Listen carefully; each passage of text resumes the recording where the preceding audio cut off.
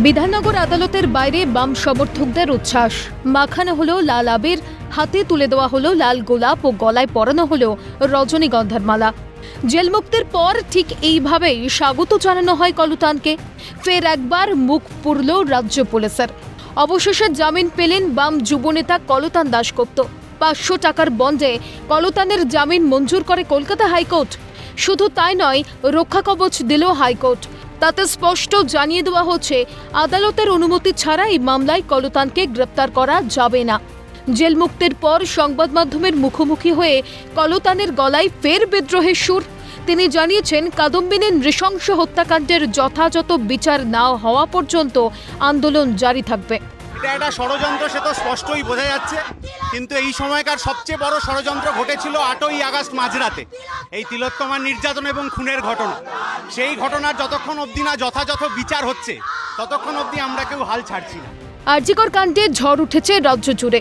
ন্যায় বিচারের দাবিতে 13 সেপ্টেম্বর বামেদের লালবাজার অভিযান ও পরে অবস্থান মঞ্চ থেকে গ্রেপ্তার করা হয় কলতান দাশগুপ্তকে।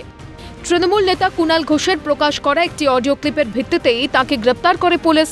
সেখানে দুই ব্যক্তির কথোপকথনের একটি কণ্ঠ কলতানের বলে দাবি করা হয়, যদিও তা ধোপে টেকেনি।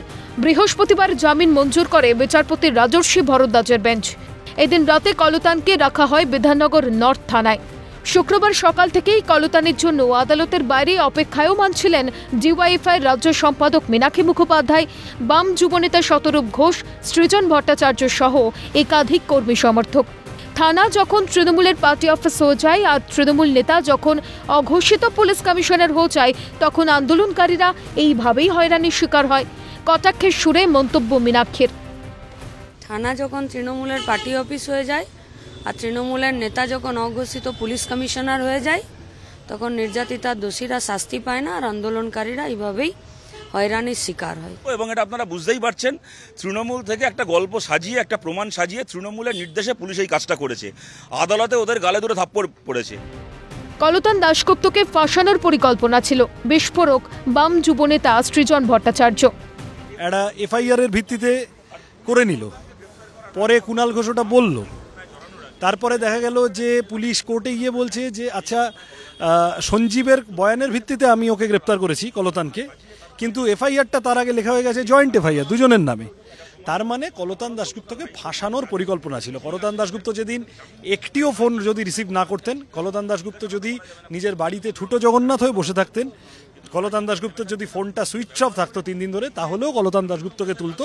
কলতান এখানে কাদম্বিনীর যে কলতান, সেই কলতান কিন্তু আগামী দিনে থামবে না। লড়াই জারি থাকবে, পুলিশের বিরুদ্ধে, শাসকের বিরুদ্ধে লড়াই তাদের জারি থাকবে, এমনটাই কিন্তু জানানো হলো ডিওএফআই কর্মী সমর্থকদের কাছ থেকে। ক্যামেরায় জ্যাকি সিং এর সঙ্গে সুদীপ্ত পাল, ক্যালকাটা টেলিভিশন নেটওয়ার্ক।